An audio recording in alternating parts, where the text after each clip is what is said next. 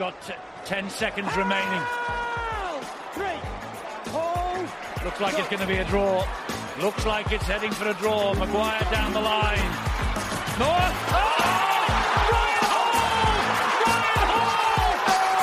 Hall scores for Leeds and wins the league leading game.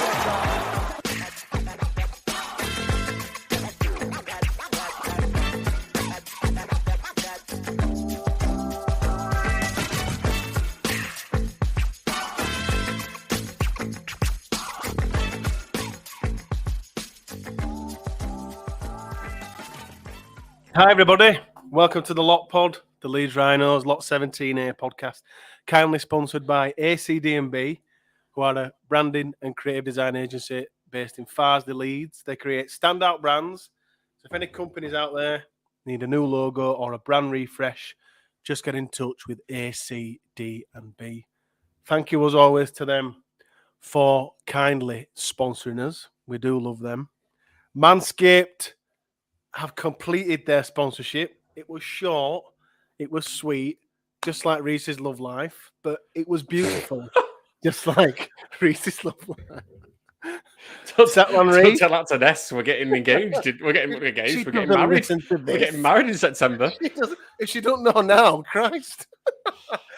Statman Reese, first of all, Merry Christmas. Merry Christmas to you too, Lottie. Just in terms, we are now, as we record this, is the 27th of December. We're in that window now between Christmas and New Year where nobody knows what day it is or if they should be working or when the bins go out or if Tesco's is open. My question to you, Statman Reese, is I just wished you Merry Christmas, but if you see someone now, do you wish that, what's your catchment area for saying Merry Christmas? Well, no, that's gone. The day's been and gone. You can't wish someone happy birthday 2 days after. You can. So you're a bad friend if you do that, or bad family member if you wish someone a happy birthday 2 days after the event. So you're straight in after the 25th. Christmas is finished. Yeah, but did you have a good Christmas after that, isn't it? But you wouldn't wish someone. And are you doing anything for New Year? No, because you text them on the day, don't you? That was my next question with the New Year. So after the first, what do you have a catchment point where? Are you looking forward to the Leeds Rhinos season? That's what happens on the 2nd of January. Who's on with us today? We've got the old faithful, the old gang back together. We've got Duncan, Mark and Cameron, brilliant. Mark and Cameron, yeah. We've got Duncan and Laurie. Evening, gents. Hello. Evening. How are you? Yeah. Very well. Along. Merry Christmas. Happy New Year. So this was it, the first game of pre-season. Leeds Rhinos versus Wakefield. Boxing Day. What do they call this one? The festive. The Weather Be Whale. The Weather Be Whale. The Weather Be Whale festive challenge, correct. Myself, Reese and Laurie didn't go to the game. Just want to say why, by the way. I had the ticket on when it was the 27th. But when they moved it to Boxing Day, I couldn't go anymore. Sorry, I'm going to have a rant now, actually. I forgot about this. It was the 27th because Leeds United were playing on Boxing Day fixtures. So then that's fine, good. And then they moved, obviously, United to the 28th, which is daft anyway. Why didn't they play yesterday? There's a whole point of Boxing Day fixtures. And then move Rhinos back, which meant I couldn't come to the Rhinos game. So we're going to blame Leeds United. Actually, no, we're going to blame Amazon for the reason why the reason why I couldn't go. But Duncan, you did go to the game, didn't you? I did, mate. I did. Excellent. So we'll ask all three of us. We'll just ask Duncan questions. We'll ask you the questions. No better person to ask, really. In terms of the game, Duncan, I do think that this game in particular and pre-season as a whole, really, because we always start our match reviews with positives, and I do think that in pre-season games there's loads and loads of positives. Just in that the younger players, they get their game time. You get to see them and see if they've developed. Perhaps they've played in another pre-season friendly or another game last year. Did anyone in particular of the new younger kids stick out yesterday, Duncan? Yeah, I thought Ruin had a really good game. He's a really Leeds good lad as game. well, I believe. Yeah. Mm. Yeah, he was the standout for me. He was sort of one that when Rowan Smith played down his role in the team after the game and said sort of, oh yeah, he's a project signing. He didn't look like that to me, to be fair. He looked like someone that if we get an injury in the back row that could easily step onto the bench, could even be running people close. He just looked one of them. Wakefield had a much stronger team out than what we did. A much stronger team. And I think like Reece Lynn is a solid Super League player. And he was in the centre near Ruin. And and Matty Ashurst was the second rower opposite him. And I felt he just had in attack, he looked really dangerous. He got an assist, am I right in saying he got an assist? Yeah, he did, yeah. Yeah, he assisted Cruz Lehman. And then he was a little bit unlucky. One got pulled back for a forward pass, which was like, do you remember when Ali Lau used to like stand up and then dump the ball over the top of the defender? He was like comparison. Jesus Christ, we are really building this guy You're up. really No. setting expectations here, Duncan. The offload was of a similar ilk to what he used to do. But no, he looked a strong ball carrier. Still got a bit of work to do defensively, which you'd expect from a young guy. But no, he was probably the standout for me. Rowan did say after the game, I'm sure after it might have been before that, he sees Rowan's role as like a project or like a 3-year type to get him to become a Super League level standard player there, Laurie. Do you think that's something that Rowan could quite easily pull him up to that kind of level? I think so, yeah. I mean, the thing is, if you get a player young, you can build that player up. And let's be honest, as he's a young forward, he's still nowhere near his prime. So it's a good chance. And let's be honest, Rowan's already started to show the Smith family thing of getting players and winning grand finals. Yeah, I agree. And I think it could be interesting to see how he turns out because, yeah, they're saying about 3-year projects, but all it takes is a good couple of months, maybe playing academy or reserve grade. And next sometimes it's even Laurie. Sometimes it's even a game, isn't it? You know, yeah, it's an inspirational moment. Absolutely, I think we all remember. Sorry to butt in, but like Jack Walker, Harry Newman, these players who get that chance, and you're like, wow, how Morgan Gannon. Yeah, you're well, like, if you remember that, do you remember that next week? Carry on, sorry. Yeah, do you remember that Boxing Day game many years ago where Ash Hanley scored? Was it like 5 tries in a game? I think it was Ash Hanley, actually, yeah. And literally, it was incredible. And it was like, who's this kid? Who's this winger? And now, let's be honest, he's vice captain, incredible talent. So it's these Boxing Day fixtures that can end up getting these players that motivated and that determined that they can end up becoming, the next superstar almost. So it could be an interesting. His development could be quite good actually this year. He could be playing proper.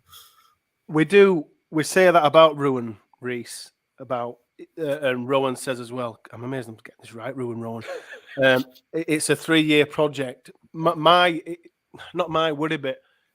Should we be concerned, Reese, that we do have quite a lot of these quote unquote project type players, or should we just kind of go with it and see what Rowan can kind of squeeze out of them? I think Rowan, I'm going to start doing it now. I think Rowan's obviously learned a bit from Gary Hetherington. I might be playing things down a bit because some of these project players that he may be mentioning, I think have a lot more potential now or current ability now than is probably getting let loose. I don't mind of having as many project players as possible because we always need to be thinking forward and thinking about the future. But rugby league is physical. We know unless the match review panel changes, which obviously most likely not, there's going to be bans, there's going to be injuries. Anyone who's got a squad number has to be able to play in that side. Yeah. So whether they're a project or not, if you've got a squad number, you have an ability to play in that first team and push people out. Ruin's got a lot of competition. If you look at the starters in Bentley and Martin, 2 really class league leading second rows, he's then got Morgan Gannon, depending on if he's a halfback or not, which I'm still fascinated by. I still haven't got my head over that yet. But then, Sam Walters can possibly play second row. You've got other players that he has to get ahead of yet. But you can never have too many project players, but I think Rowan is playing it down a bit on some of the current abilities of these younger players. He's obviously trying to keep the pressure away from them. Not that I think majority or if not most Leeds fans understand that, like Luke Cooley and McDonnell and Warren and Rowan, they're all, projects, youngsters, one of a better word. Someone that we spoke of at the back end of last year and on a podcast or over this pre-season, Duncan, was Max Simpson. He seems to have been on some kind of Terminator type pre-season program, like Ivan Drago, Rocky 5, Rocky 4, Rocky 5, 4. Some kind of when he's just. It looks like he's just burst out of his kid frame and into a man's frame. Did he look? How did he look yesterday, Duncan? Yeah, he looked good. He looked good. I think all the youngsters stood up well. To be fair, he looks like you said. He looks like he's put a bit of size on in the off season, which is good. That's the sort of the. I think I was on a podcast before when we were talking about Sinfield and Simpson, and that was sort of the worry. Really, was the physicality and the size of them getting bumped off a bit easier than what players that have been playing for a couple of years of Super League would do. But no, it looked all right. It looked like he like I said, put a bit of size on. So hopefully, I think it's a big year for him. Actually, I think he can. I do think there's places up for grabs. I don't think Rowan Smith's absolutely 100% agree. I don't think Rowan Smith's the sort of person that's going to pick someone out of form. I mean, if you look at O'Connor last year, Jared O'Connor's rise. Yep. Everyone was sort of thinking that it were Dwyer and Lehman, and then O'Connor really came out of nowhere, and then he moved him to 9, and he was an absolute revelation. And you were heartbroken when Brad Dwyer left, weren't you, Doug? I was absolutely gutted. You seen the game number 33 at Hull? That did make me chuckle. I thought it was a bit harsh. Going on to the competition for places, comment that Duncan said, if you looked at that side, I mean, Wakefield should win that. I know it's pre-season, but Wakefield should have won that game because there was only 5 players with a number between 1 and 17 in there. Obviously, one of them was Sangare. But if you look at the team players that weren't playing, obviously Fussy 2 wasn't there. It sounds like he's had extra time in New Zealand from something I was reading earlier. Obviously, Newman recovering from injury. Nene, either not fully fit yet from his injury. Blake and Caesar didn't play. Aledski, we know, with a shoulder injury. Ivano just wasn't included by the sound of things. There's no concern from there. We didn't see Bentley, but Bentley was probably having a fight with another international team or sports team in a hotel somewhere. Wasn't any Martin, wasn't Cameron Smith, no Lissone, because I'm assuming he's not ready yet. And then he starts to go into those later numbers, but a lot of those players are people that would compete. See the likes of Jared will be pushing Cruz. Your likes of Gannon will be pushing your second rowers. Tom Holroyd apparently had a great game. I don't know what you thought, Duncan. Yeah, he was very, very impressive. He was probably our best. He was the best prop on the pitch, on display, other than a Tony for Wakefield, who was also very good. So there is competition for places there, but for people that, because it's typical that happens, isn't it? Social media going, oh my God, get rid of Rome. We lost to Wakefield on Boxing Day. Yeah. Don't worry. Don't worry. I do think that Duncan makes a really valid point there, Loz, in that I know we signed Nene McDonald and we got Harry Newman, but I still think that Max Simpson could still, like I said earlier, get that chance, get that game, and just look almost undroppable. I think Rowan, like Reece said there, that if a youngster comes in, if a player on the fringes comes in and does the job and hits the ground running, he's going to back him, similar to O'Connor. Yeah, because if you think about the start of last season, we had 2 players who were wanting form and be a coach who didn't have a clue what he was doing, effectively. Whereas now we seem to have got the complete polar opposite scale, where we've got a coach who may have too many options with potentially too many players that might be on form. Yeah. So it's actually quite a nice little thing to have. I mean, like we say, it's only like day dot of pre-season, so it's got to be a bit careful on it. But I do feel we're going to win the grand final. Oh, sorry, I forgot the tweet. Yeah, come on, Laurie, get with the script. I know. Sorry, you've got to go with Lottie's tweet. We're winning every game this year, including I- pre-season. just for the And record- technically, we won this game because we weren't playing a full team. He's going to put his Dave, foot in his mouth. Listen. Am I going to have to get another tattoo? Here we This go. is what I'm Told you he's saying. going to put his foot in his mouth. So if we win, what we have to decide what tattoo I should get. Shouldn't we? James That- Bentley, decide. James Bentley my headbutting God. Victor Radley. If somebody could design that for me. Or then- Victor Radley headbutting James Bentley. Yeah, I'm I'll sure- do that. Whichever That's an way. idea. I'm sure Yeah. ZB could sort that out for us. That's Yeah. fine. So That's if- a Twitter poll. What tattoo should Laurie get Yeah, that's it. We'll get that. If Leeds win, I'll get a tattoo done. if we win the grand final? If we win A the lot grand pod final. tradition now. A lot pod tradition. You touched on Sangare a bit there, Duncan. Do you think that he's going to be a first team squad member this year? Yeah, I think he will be. But I think the good thing is he didn't look fit yesterday.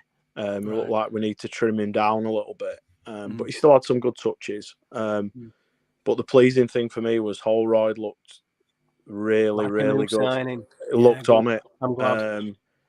And I think if we've got players like that putting pressure on, it's only going to drive competition. But yeah, Sangare looks good. He looks like what we needed last year, a bit of bulk in the middle. But they probably do need to trim a couple of kilo off him. He's probably a little bit too many Yorkshire puddings from Christmas dinner inside him. I Who think. can blame him? Don't we all? Yeah, who can blame him? Do you think, Reese, that 2023 for Tom Holroyd is a defining year? Do you think this is a really big year? Because he kind of came in, I think he came in into the first team setup around the same time as Aledski, maybe a year or a few months behind. And you look at Mick now, you know, Super League Dream Team, England International, and Tom's obviously had his injury worries. Do you think, Reese, it's I don't want to say make or break, but quite a defining year for Holroyd this year? I don't think so, because the reason why I'm just looking the other way is because what's his contract situation? And he did sign a 4-year deal last December. Yeah. So that will run until the end of 2025. Now, so that for me doesn't think it is a season-defining thing. And he has lost a season. Yeah. You know, because last year he lost it because of his injury and then the ban for a good punch-up in the reserves game. Was it kind of worth it? I don't know. It was a good punch-up. He didn't step down. But, he is effectively kind of a year behind because of that. But he's now got competition. You know, Sangare's not old, is he? Lasone doesn't seem to be that. You know, he's only 28, 29. Aledski's got plenty of years ahead with him.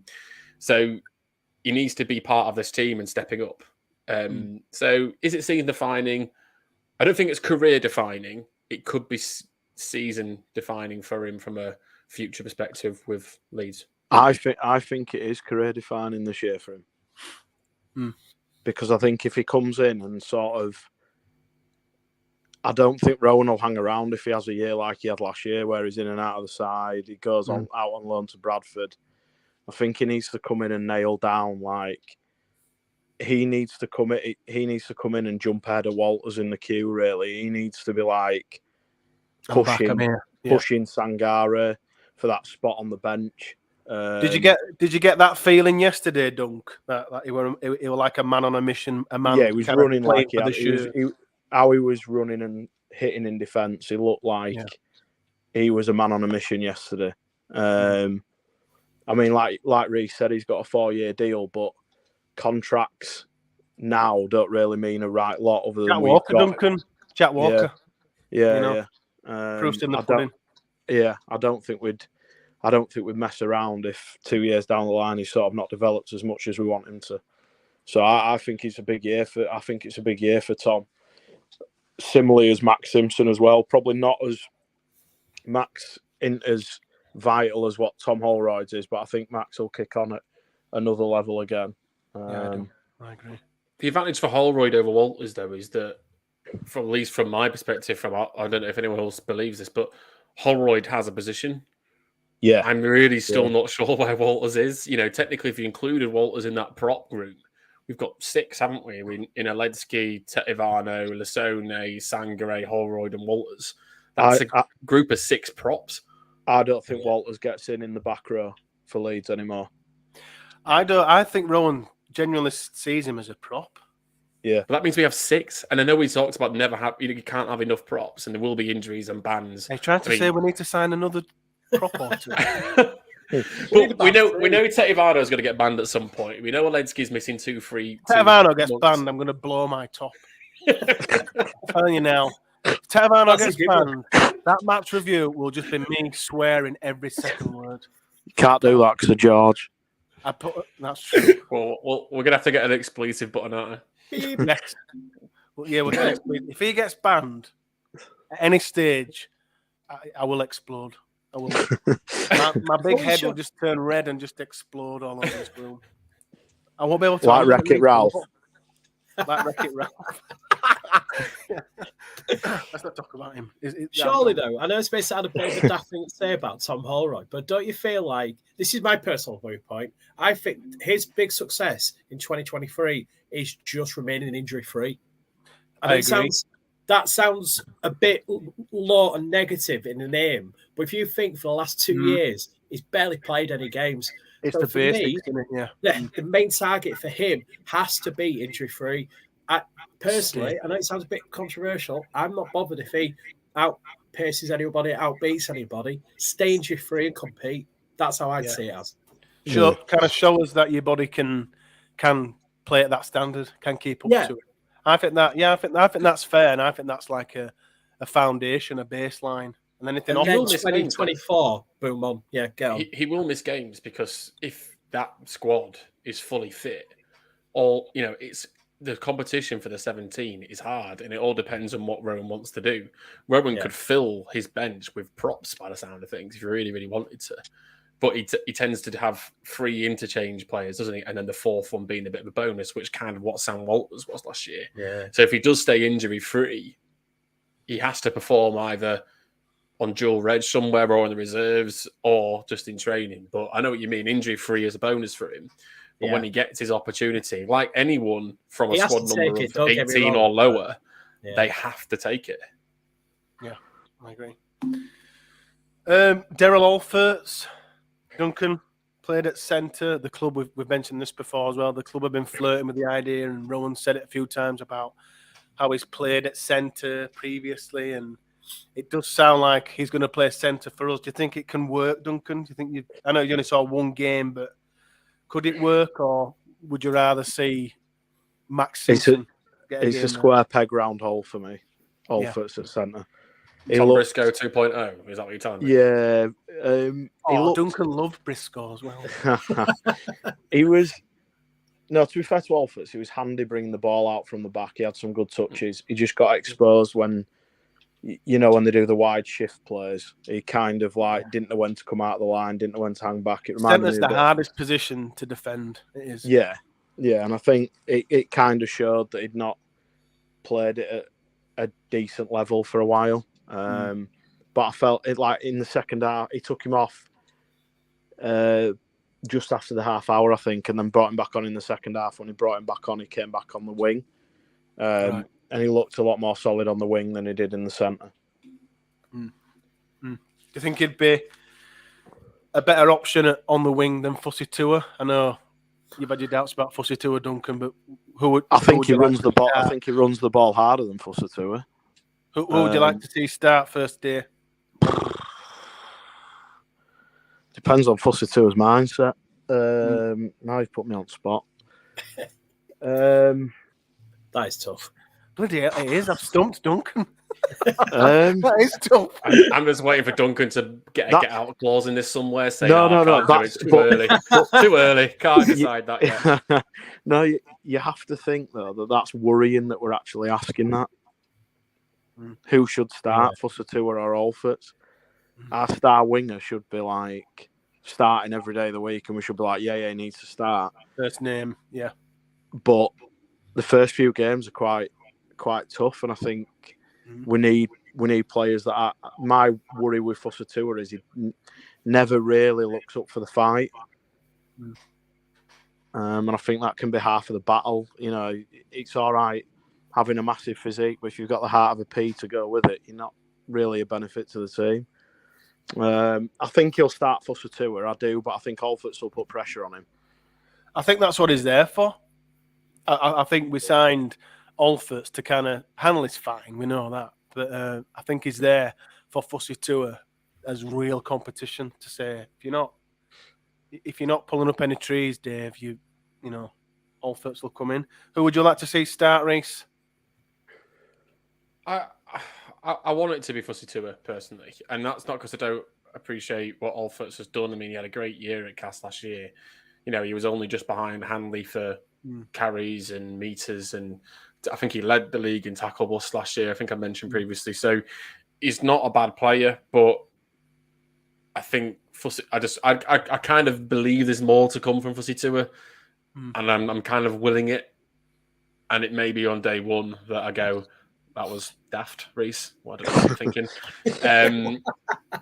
But I out of hope, I want it to be Fussy Tour. But again, like you say, Alfords is there to provide competition. If he doesn't get in that squad or doesn't get that starting position, you'd want him to be that player going, well, as soon as Fussy Tour slips up, because it's not going to be a Hanley, is it? As soon as Fussy Tour slips up, I'm ready to take his place. Loz? Yeah, I'm same as Race, to be fair. Fussy Tour. I think the thing is with Big Dave, we've not seen anything of him that's made us go, wow. Yeah, have we? I mean, there's been maybe a couple of times, but we haven't seen anything of what we was expecting. And I think I was on this podcast. I think I said 25 tries. You said 30. I said 30.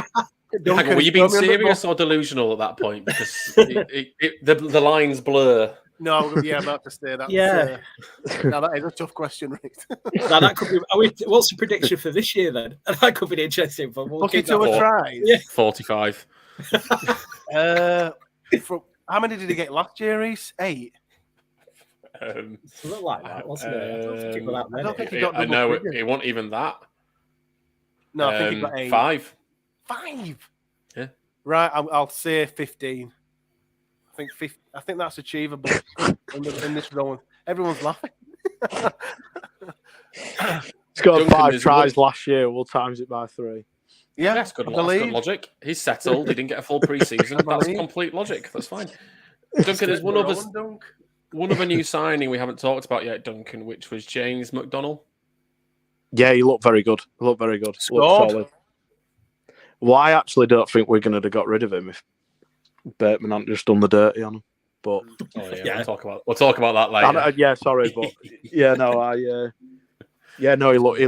looked good. He looked good. Another one that I don't know how much game time James Donaldson's going to get. To be fair, 0. Yeah, I don't think he will. I mean, was it a sin bin? By the way, I've seen conflicting reports of whether it was high or not. No, I knocked his head off. Oh, okay, fair enough. Which is ironic because it's a sin bin in Duncan's Donaldson normally goes in. There was a guy behind his head off. There was a guy behind me who said it wasn't a sin bin him, but it was a kick return and he knocked his head off, and it was Ben Thaler. So I was just like, well, it's a yellow card straight away. Yeah. The doubt for me was the match whether review panel will wait until just before the Warrington game to give ban Reece Martin, Donaldson 4 games, and then Reece Martin as well. Oh, I forgot these. I've missed these days. The match review panel. It's like a fresh kick in the bollocks, isn't it? Like that warm feeling in your stomach. We're back. Roll on, February. Let's get going. Come on. And then one other player that I'm really interested in, Duncan, a player that you've bigged up for quite a while, Levi Edwards. How did he play? See, I thought he looked really good. I thought him and Ruin looked really good on that side. I think the interesting decision will be what they do with him, because I think he's getting to that level now where probably Championship's not helping his development. I kind of see it. Sorry, Duncan. I kind of see it. I absolutely agree with you. A bit of a Corey Hall scenario there. Where he's better than Corey Hall. No, but in that, Corey Hall went to Wakey and pretty much played the whole season at Super League level. And I think Levi Edwards now is chomping at the bit. And I think he'll be saying to Leeds, similar to what Corey Hall did, like, right, am I going to get game time? Where am I in the pecking order? And if I'm not happy with that, then I'd like to leave. Carry on, sorry. Yeah, no, I think they've got to manage the outside backs really well this year. Like when you look at the Simpson, there's Levi Edwards, these guys behind Alfords, And then you've got we can't be just doing what we've done in years gone by, where we're picking players on reputation. And this is what my argument with Fussatua. You can't pick him on what potentially he can do. We need to pick him on what he is doing, what he does. And if he's not performing, then we need to look at the other options that are there, because he has got options in the squad. Plenty. You said it was the coldest game you've ever been to, Duncan. Oh, it was absolutely freezing. Colder than Catalan last year. Yeah, because at least I had, like, without being disrespectful, someone quite hefty next to me. So it was, I had a bit of a wind block. Whereas, God, I hope they aren't listening.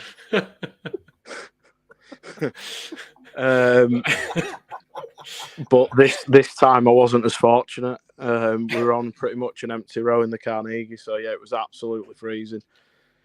So you know, did you have to get a Bovril then, Duncan? Well, there's the key question. So I went down to the Carnegie and I went down to on the concourse and said, ordered a Bovril. Yeah, we ain't got any. Oh, brilliant! Yeah, nice one. Coldest ever.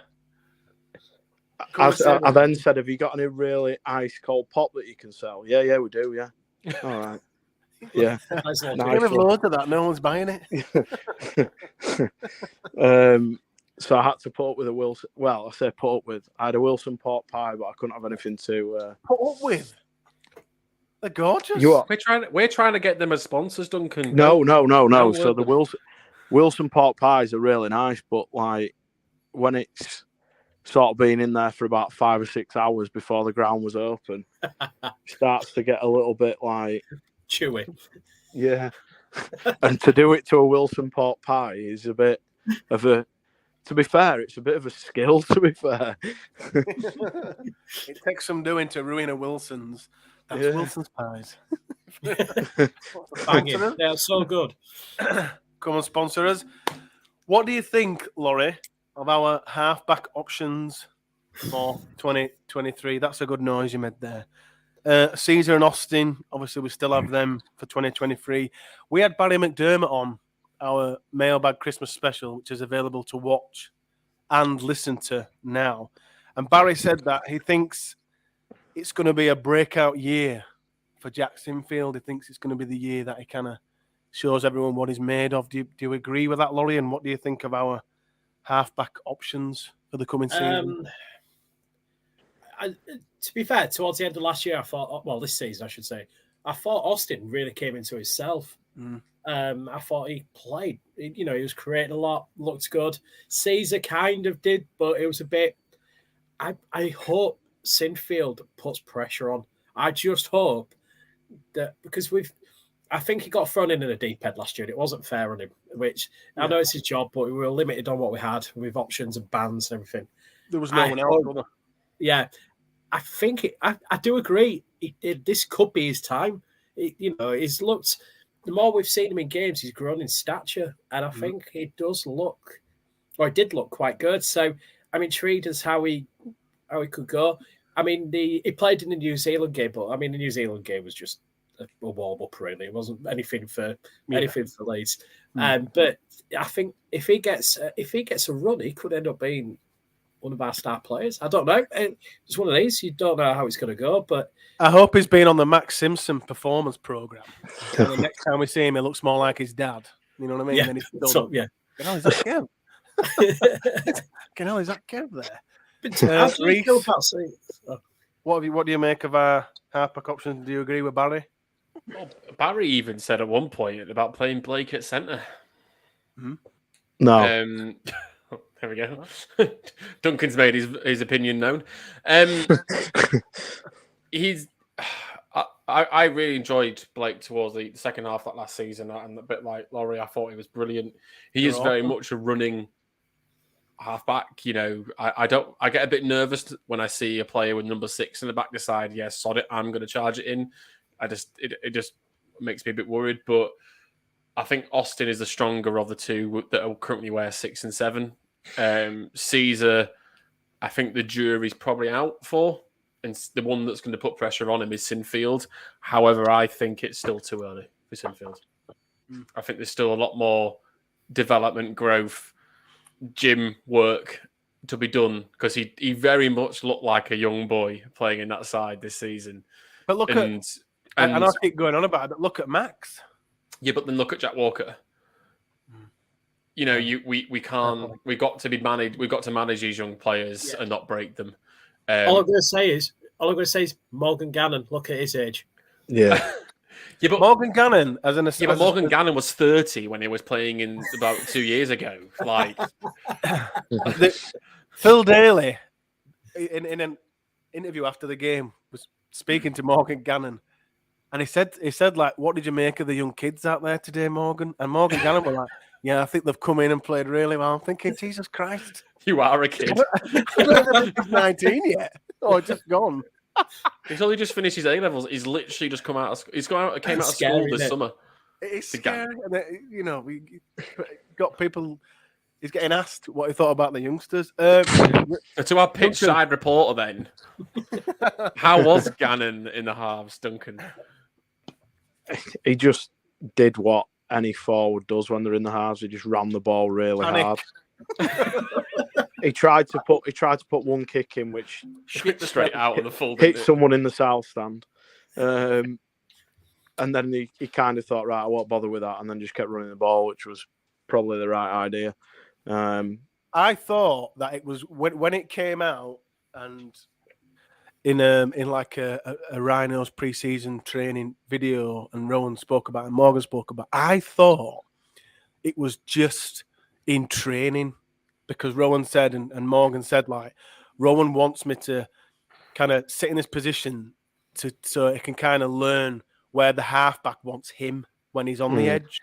So I thought that's a genius move. So he's like, he receives the ball at halfback thinking, right, that's where I need to be whenever I switch there. And I'm thinking that's really good. But I didn't know we were going to fucking play in the halves.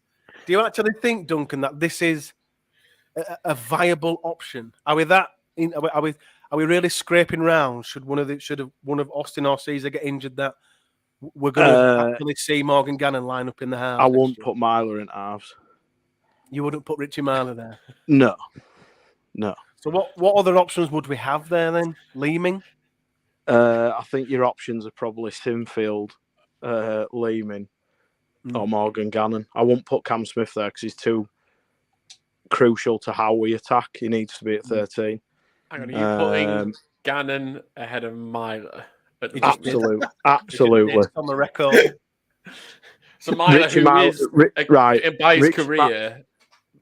Right. Just let me be clear on what I'm trying to say. So, the reason I'm saying that... Hang on, let me get the expletive button. Hang on. No, there'll be no expletives. I think Richie Myler got given Toblerone by his kids and put it on his feet yesterday because his kicking was absolutely appalling. I love Toblerone. Old Toblerone. He's never been the best kicker. Well, he wasn't yesterday. It was dreadful.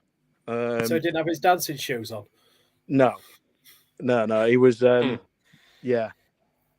He was... So you can kind of see that, to me, to us all, the fact that Rowan is putting Morgan Gannon at halfback, Rowan is well aware that we are short in that position. He must be. Oh, yeah. Or we're going to be short because I think if I'm right. Yeah, should there be an injury? Caesar and Austin are contracted out at the end of 2023. Leeming played 7 a bit in the second half and kicked another 40-20.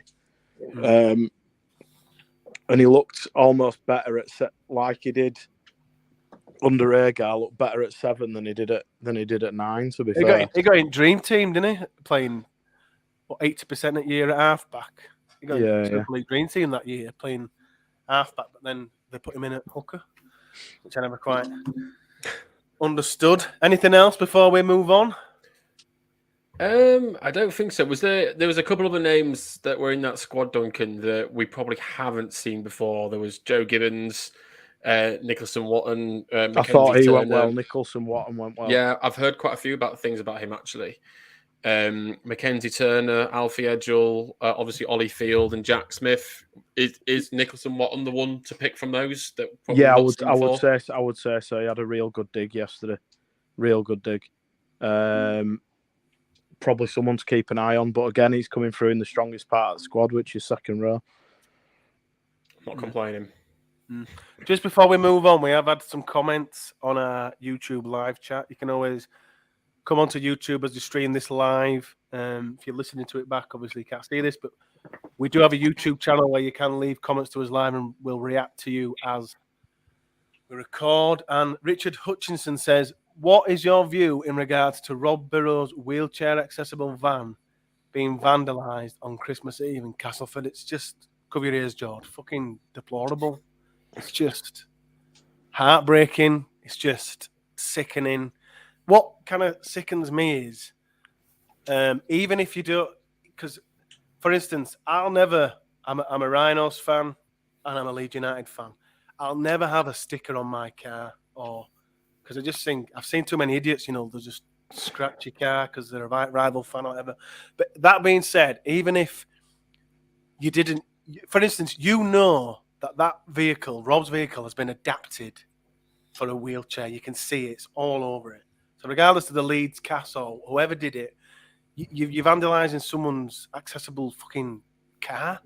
I just think it's deplorable. Anything else to add to that, gentlemen? Nothing else really, but I think what I would prefer to focus on is obviously Rob and Kevin winning their respective awards and the sports personality of the year, which was fantastic for both of the band. Completely well deserved. I don't really know what Kevin Sinfield can do other than to get a knighthood now. I know I'm not really one to campaign for knighthoods, but if you look at the stuff that Kevin's done, but it was really nice to see those two recognised on his stage, and obviously with Lindsay as well. So obviously what's happened with Rob's van a couple of days after is despicable, but I'd rather the positive be the reward, the rewards they both received in that evening. Kevin Sinfield's got it all, hasn't he? Yeah, you think? Yeah, he's like the best friend ever.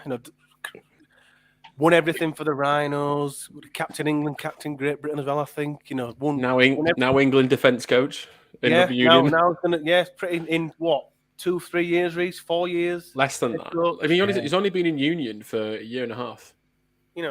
He's incredibly good looking. Raised 7.7 million for charity. Yeah, raises all this money, runs everywhere for his mate. I've even come to the stage now where I bet his farts don't even stink. I bet he's so perfect. I bet he doesn't do it. He won't do them in front of his wife. I know he won't do that. He's too much of a gentleman to do that. He don't fart. I don't think. No, he just doesn't fart. He doesn't fart. He doesn't burp. It's so perfect. And on top of this, his son's a professional rugby league player now as well. Eddie, are you changing sides here? Are you switching from Danny to Kevin? Oh no, I can't. I've got my Danny badge on, still available on our Outlook Pod. Oh, just one thing on Twitter today. Did you see? Which I'm getting a bit of grief for, shock. That they put Cyclops up with Danny Maguire and asked who at best, didn't they? Oh, they did. They asked who a better Longy or Maguire. I mean, well, obviously, Longy is the best assistant coach in Super League, and that actually got him the biggest job in Super League, which was the Featherstone head coach job. Yes, yeah. To be fair, Longy did win a lot of things, but Dan Maguire is just simply better by it was just everything. Admittedly, Longy had that one game against Australia, which is probably one of the best performances in rugby league. I will admit that. But Sean was a good player. He was a really good player, but I just think it's ridiculous to even put anyone next to Danny. It's just it's a no contest, And they obviously do these things because they want create some debate and reaction, and they know exactly what they're doing, don't they? Upsetting Saints fans and Leeds fans. Pardon? Upsetting you? Yeah. I just think it's ridiculous. David Grant asked on Twitter, it was interesting to see both teams, Leeds and Wakefield, adopting the Jamaican World Cup tactic of short kickoffs. Is this something you support? And do you think it'll become more widespread throughout the league? Duncan, short kickoffs at the game yesterday? No, I don't support it at all. Really? Duncan's a traditionalist, Right, I'm sorry, but if you're a forward, which I was when I played rugby, why would you want some little idiot to go, I know what I'm going to do. I'm going to kick it to this fast bloke rather than kicking it to Fatty at the back that you can smash. So to annoy you? Yeah, but Fatty gets a run up, and when he gets a run up, it hurts more than tackling a little centre at the front. Yeah, but I didn't get it. We were getting battered in the pack. I mean, I get it against New Zealand because I wouldn't want a Sofa Solomona running off the back fence at me, but when you play from a yard, yeah, but when you're playing Wakefield, I think it's giving him a bit too much respect. We coincidentally again on the World Cup podcasts, we did say, Reese, that we could see Rowan grabbing this short kickoff with both hands. Do you remember?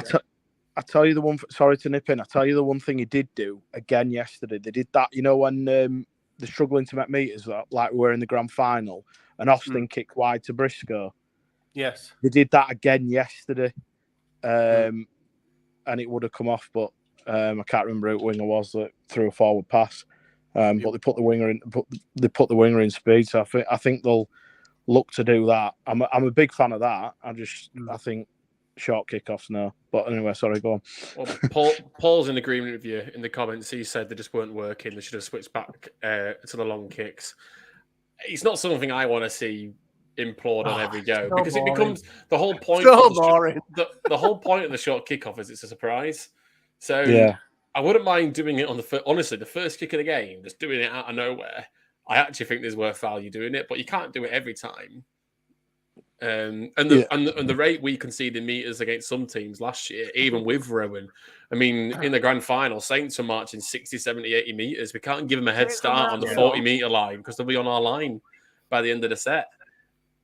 So, or we could recover the kick. We could. Yeah. But there's only really one player that probably can get up there and get it, and that's probably Hanley. Or Fussy. Fussy's not bad in the air. We'll see.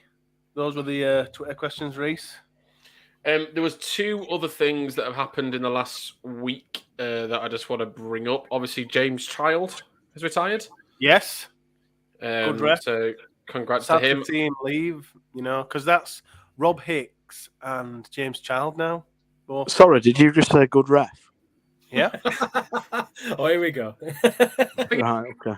Whether you like him or not, he's been in the game a long time, and it does also mean we have one less very experienced. And Rob Hicks, we've lost two. Yeah. Senior refs there. So. And I'm not sure what the pipeline is because I've heard myself at a rugby league game, and I've heard everyone else, and I've done these podcasts enough to know not necessarily question the referees, but referee the rules that the referees are given to ref. I wouldn't want to become a referee, so I'm a bit concerned about the pipeline of referees that are going to come through, and losing your experienced referees like Hicks 1 year in Childs is a bit worrying. Yeah, I agree with you. I think they just need to replace that tosser, the granny beater in charge. Might be a start. Yeah. I wouldn't say anything else on that, but I think that's probably the perfect place to finish. That's ticked off. Put a tick there. Yep. And the final thing was the best Christmas present of all, which was for... there was two great Christmas presents. One was Lee's new away kit. I don't know if anyone has seen it, but if you've ever seen a blue leopard, that's what it looks like. Magical. Bloody horrendous. Is it the worst ever rugby league shirt ever? Or is that the home shirt? It's the worst set. Yeah. It's the worst ever home and away sporting shirt ever. Is it the worst in sport history? I think as a rebrand, I think it's the worst I've ever seen. Do you think it's still a joke? I'm waiting for it to come out because it looks like something from bloody Stringfellows.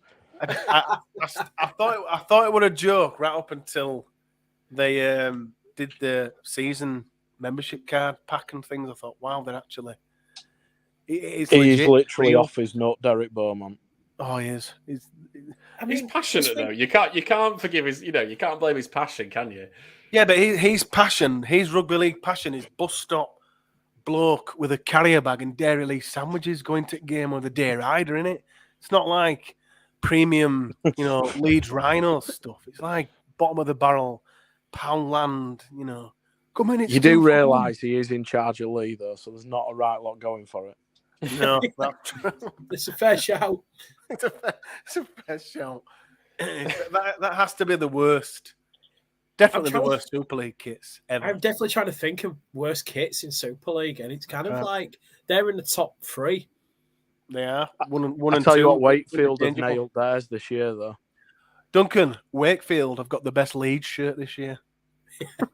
Yeah. Wakefield I have like got the best home one kits. yesterday. I thought it looked quite nice. Yeah, I do like the home one. I do. The other bit of rugby league news and Christmas present was for Wigan fans, and the club announced that John Bateman was again not seeing out another contract and was going back to the NRL. If anyone's read the statement, Wigan all but basically called him a twat. In the statement, it's obviously been going on for quite a while. They are clearly quite annoyed, which is quite funny. But yeah, John Bateman's gone. But my point, and I think we discussed this on our group chat, James, I actually don't think Wigan are that worse off. They've got 125 grand for him. But they've got Willie Isa in the 11 shirt. Yeah. And I think they'd be a lot worse off if they didn't lose Nicholson to Warrington and obviously then McDonald to us. But they've still got am I right in saying? Cover. Am I right in? Bateman must have been marquee. Yeah, he was. They paid a lot. He was on a big contract. And I'm not sure about their quota spots, but they've got a marquee spot available. You know? It'll have been a massive contract and a few caravans in Skegness. Of course. I mean, to me, like, I'm not bothered. I don't think he's that good a player. I don't think he's that good a player at all. Don't get me wrong. When Wigan signed him, I were devastated when they brought him back from Canberra because he was amazing. You know. I'm glad West have gone for him and not James Bentley. Yeah. Put it that way. I mean, West are giving a 4-year contract. A 4-year? Is he 29, 30? Is he even older? No, he can't be that old. No, I think he's about 28, isn't he? 28, 29, I think. I think he's 29. 29. It's a 4-year deal at 29. I can only assume that they think they're getting the Raiders version. I don't think they've watched Super League because there's no way you give this guy a 4-year deal. You don't give him a 4-year deal off the back of how he left the Raiders. You know, he just went, right, I'm homesick, see you later, as many Aussies and Kiwis do. Yeah, but that's just the Aussies, isn't it? They're absolute. Really held his tongue. I love that. That was a natural beep there. You didn't hear the beep. Yeah. When it beep, it was really good. It's because ever since you've mentioned George, I'm trying to keep it tongue. He spoke to me about this personally, Duncan. Then I know. It does make me wonder though about Bateman going to West. I mean, West were bottom of the NRL ladder, i.e. table to everyone other than people that watch the NRL. So it can't have been many people going in for him, I don't think. But no one else in Super League could afford that money. No, they've paid a fee. I generally don't think they're that worse off. 125. Yeah. He's actually one of Rugby League's most valuable players now because they sold previously when what's his face took him. Raiders. Right, yeah. They paid like 250 grand for him. So combined fees, he's commanded 375 grand for Wigan, which would make him one of the most expensive Rugby League players. Probably. How many players could you buy for that? Oh God. You could buy Wakefield 4 times over. Yeah. You could buy the whole town of Castleford. I don't mean the team. I mean the whole surrounding area. Bleeding right through Junction 32. I was waiting for the Castleford comment. Oh, we're back. Yeah. I bet you'd get Fev as well, kind of swallowed in. At the same time. 450 grand get you in Rugby League, Castleford? The whole, Fev, the whole city, probably a bit away. And Normanton. That all surrounding area.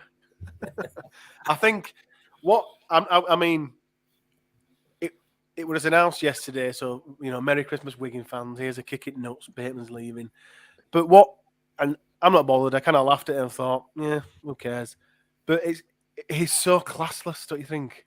Oh, yeah. He doesn't have any class at all. Shown by the fact he tweeted, sorry, Glory, I know you're about to say something, but he tweeted saying West Tigers, with a tiger, and he disabled comments, so people couldn't comment back. You had to jump into the quote tweets. It's quote tweets, which was obviously clear cowardice to that. But one of the best quote tweets was, "That tiger will be a leopard in 2 years." In 2 years.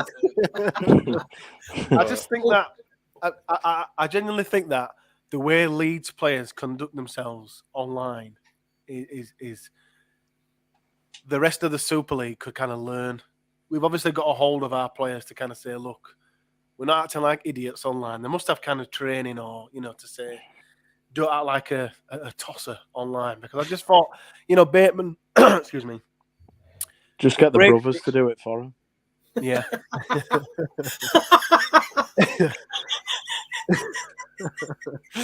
I don't think he'll be listening now. He's left.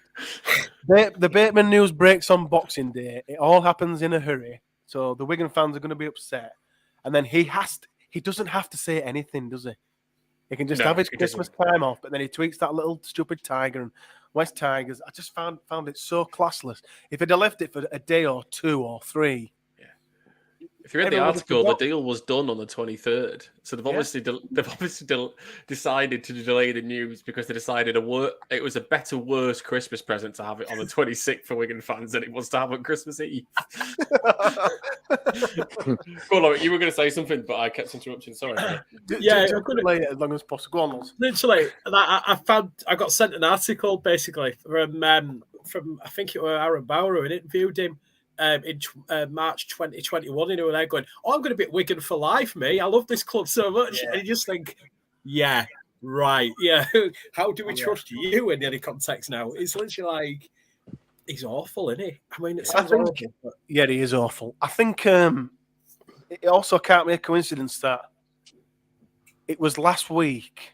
Definitely last week that the NRL announced that their salary cap in pounds is 6.7 million per side, and then within however long that took to be announced, John Bateman's off to West Tigers. Do you think, Reece, that this could just be the first of many? Because 6.7 million, Super League will never, ever, ever get to that kind of salary cap ever. So do you think it's just a case of now Super League players thinking, because they're going to get paid even more now? Yeah, so you're going to lose elite British talent probably now. You like Newman. Newman now. That's a player that I'm probably more resigned to losing now, because if they go off for a massive deal that we just can't compete with, we can't compete with it. And the NRL now will probably have to compete with Union, and Union's cash flow isn't great. 2 clubs in the Premiership and Union went under this year, so NRL will probably could be able to compete with that sort of level now. So there are concerns for me that. And I say concerns, it's also opportunity, because it then also means that there's more English talent coming through. We will never be able to compete with that amount of money. And I know people saying, why can't we just introduce a salary cap now? It would create an unfair field for me. Plus, you have to have the revenue. It's a business model. You have to have the revenue coming in to bring the salary cap to coming in. I think some clubs do have the revenue. I think we're just too worried about how Wakefield are going to afford anything other than a porter cabin to get changed in. Yeah. Keighley have got the money by the sound of things. Well, yeah. They've just signed an excellent halfback for next year. Yeah, Luke Gale, yeah. Apparently, you turned down offers from the NRL, by the way, before the salary cap. I'll tell you what. Load of shite. That is the old... That? I could have made it at football until I got a busted knee. Yeah, I blew my knee. That's that conversation me and you, Dan Duncan, in grand final. We could have made it a rugby. Yeah. Had we not been fat. Yeah, I'd have been fuming. I think it came from Craig Harrison, didn't it? There was some article. Yeah. If I were the player, I would genuinely be fuming and say, "Why the fuck have you said that? No one's believing that." The worst thing, like all the quotes underneath it were just, it would literally gold. It were like, why would you say that?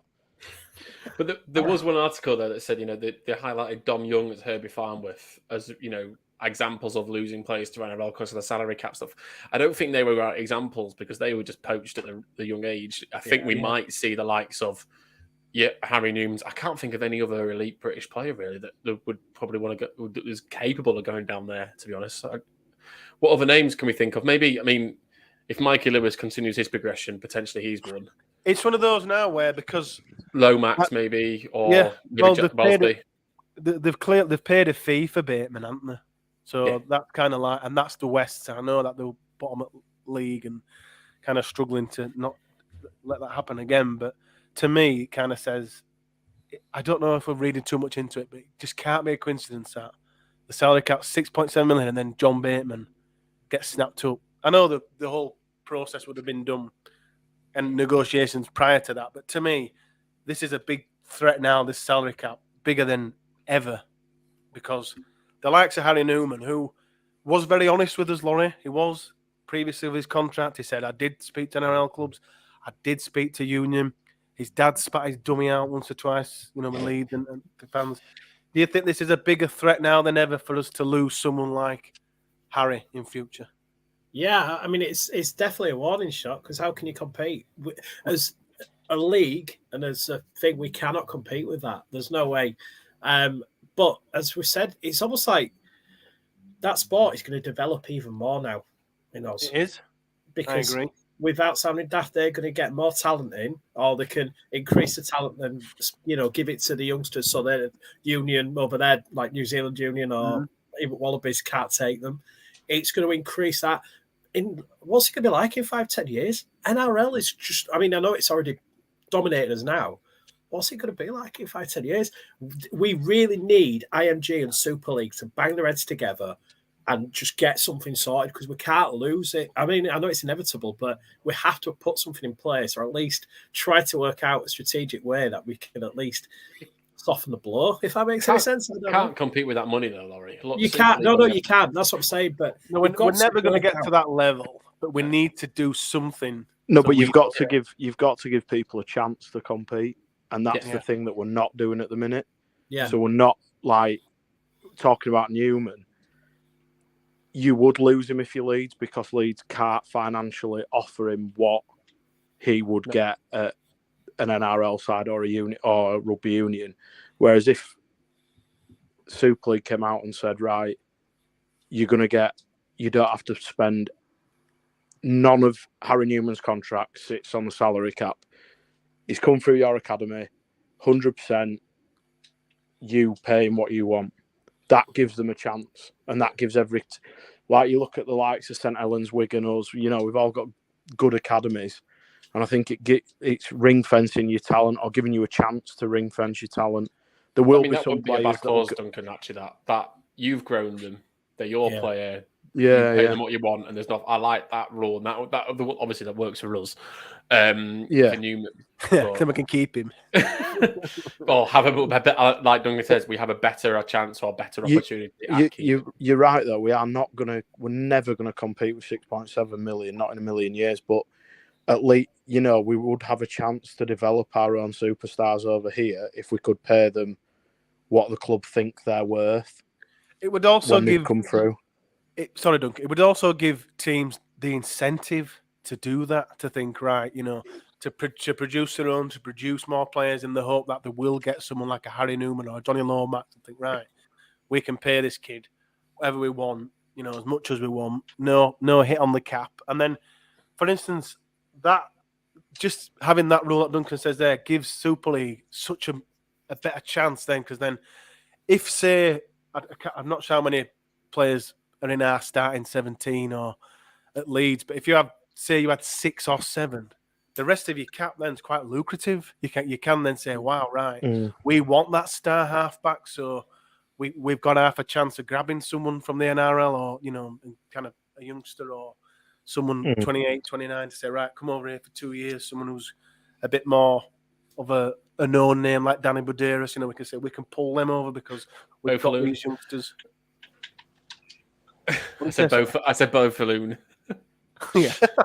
There's a difference between the two countries as well, and that obviously England's primary sport is football, and it's quite clear that whereas Australia is still in quite an internal battle about what its main sport is. Like the football with the World Cup, Australia, the success, the amount of people that are watching that, there's been quite a big discussion between which is the biggest sport. Is it the Aussie rules? Is it the NRL? Is it the football? The rugby union doesn't sit anywhere near it, quite frank. So NRL is having to compete with its own country. It doesn't have to bother competing with Super League, but it has to compete with its own. So they have to compete with themselves to be the biggest sport in Australia. But I'm also worried about the other effect of that in that 10, 12 years ago, we could bring Kyler Lulaway over, an elite prop, to Super League, and whatever contract he was on. You couldn't do the same type of deal now for an elite NRL player because they wouldn't come over. And then therefore you'll end up with a bit more of cast-offs. I mean, Lasone, when I say he sounds brilliant, I genuinely mean his accent sounds brilliant, and that is why he is going to be one of the best props in these Rhinos history. Yep. But that's the type of player you're getting from the NRL at the moment. Whereas if the salary cap is going up there and these players are getting more, I think there might be less people willing to take the pay cut between the NRL and Super League. But again, that comes at a positive of growing our own talent again. So it depends on how you look at it. Will it end up being a situation where we end up like looking at Queensland Cup and New South Wales for talent? If we're trying to get players in, would it end up being like looking at lower leagues? But it's almost now, Loz, that the NRL salary cap is so high now that even if you were a squad player in an NRL side, you're probably looking at a salary where it's almost top end Super League. Yeah, it's mad. They're looking at what would be a basic flat line in the NRL? 200. You're comparing the Premier League to the German third division. Yeah, you are. So it's up to the player. Fair enough. The player might think, and we have had players in the past like Danny Badero who thought, no, I've always wanted to play Super League to take in the English culture, and Europe and holiday. And fair enough, you might find one of them. But if it's just someone who just thinks, I just want to play the game to the highest standard and get paid as much as I can, which they're well inclined to do. As I said, the lower grade salary in the NRL now is so lucrative. You'd be looking at Super League to say, you can't offer me anything here other than living in Europe and a different lifestyle. I'm going to throw a curveball in this. Given that union's kind of been self-combusted, do you reckon that they could be looking at union talent, young union talent, to see if they can come over? The domestic game is self-combusting, but the international game is not. Is that? Continue to grow. We talked about rugby union when they introduced nothing on the cap in the first year, 50% in the second. There's been loads of rumours about what's his face, Andy Farrell's son, Owen Farrell for Wigan, because apparently he's bought a house in the area or something stupid like that, or opened a business or whatever. But again, the salaries are so different over there, and there's only so many positions. So I feel like I've just shut your question down straight away and going, no, you're daft, Lauren. No. But there's only so many positions in rugby league that are comparable to union. A second row in rugby union to second row rugby league is completely different. It's the same name, but it's completely different. Same with the hooker role. They're different roles and different. So there's only really a couple of positions that are transferable, and that's why it's easier, I think, to go from league to union because of the technicalities that are in union. Yestin Harris disagrees with that. And he's Welsh. Because when we had Yestin on, I asked him about the structure of playing from league into union, how he transferred through that, and which was easy, which was hard, and he said it was union because Duncan, you played both. Pardon? Duncan's played both. Duncan? Yeah. Unions, there's a lot more rules to union than there is league. League's for us simple folk, which I much prefer. Yeah. Yestin Harris played it back in union back in 2003-2, and it has changed. Because Yestin said, like, in league, as a halfback, a fullback, you always attack, or 99% of the time, 95% of the time, you attack that set line. So you always kind of know, or you've got an idea of what you're attacking. Whereas I said, so you in union, it's always broken, and you never know what you're going to get. So you've always got to think like almost two players ahead of where you're going to take the maul, and kind of work off the back of that. And it said it took him 2 years, or 18 months to 2 years to figure out how to attack properly in union. It's a strange sport. It's not. It's a great sport. Just one last thing on the salary cap. Some great tangents this evening, gents. I really enjoyed that. Paul said he believes the salary cap is too low. The same teams are still winning everything, and that's a fair point. There's only 4 teams that won Super League. Obviously, Bradford, us, Saints, and Wigan. So he believes we're actually lowering the quality of support of the sport to help the lower teams, which I think is actually a fair statement, to be honest. Yeah, I agree with him. Yeah, I agree. I absolutely agree, Paul. I think the fact that Bradford, who haven't been in the league for almost 10 years, 2014 they got relegated, they're still one of the only... I mean, even how many new grand finalists have we seen? Catalan, Salford, Hull, and Cass in the Super League era. It's not a growing sport, and I agree with Duncan as well. I do think that's maybe 4, maybe 5 sides that could kind of go salary cap free and just do as they please. But it's these dog shit towns like Cass and Wakefield holding us all back, and they haven't offered anything to rugby league for 125 years. So why do we have to put with them now? Kick them out, get rid of them, and let owners and teams who are, can see the bigger picture. Let them come in. What, Featherstone? No, never Featherstone. Duncan, get to lose back. Yeah, get them back. Toulouse, yeah, get Reece, Toulouse back. Everybody, thank you for listening. What's the next game? Hull KR. I was going to do that actually. Before we went on Lee? about 15. We went on 15 tangents, so I was ready for that question. So we've got a bit of a gap now. So we've got 4 more pre-season fixtures. We've got Lee away on Sunday the 22nd. So if you want to go see some Leopards, that's your chance. Our only home game of the pre-season is Sunday the 29th of January against Bradford Bulls. Then we've got an away game on the Sunday the 5th at Craven Park against Hull KR, and then the usual fixture on the 12th of February against Hunslet, which is usually the reserves. Yes, absolutely freezing. Before the season starts away at Warrington on Thursday the 16th of Feb. So we'll be back to review. I forgot who you said. Lee. Lee. One time someone said that me and you had great cohesion, but you don't listen, do you? No. What did you say? Sorry. Pardon? Duncan, Reece, Laurie, thanks a lot. Thanks everybody for listening. We'll be back with the match review panel for the league game. See you then.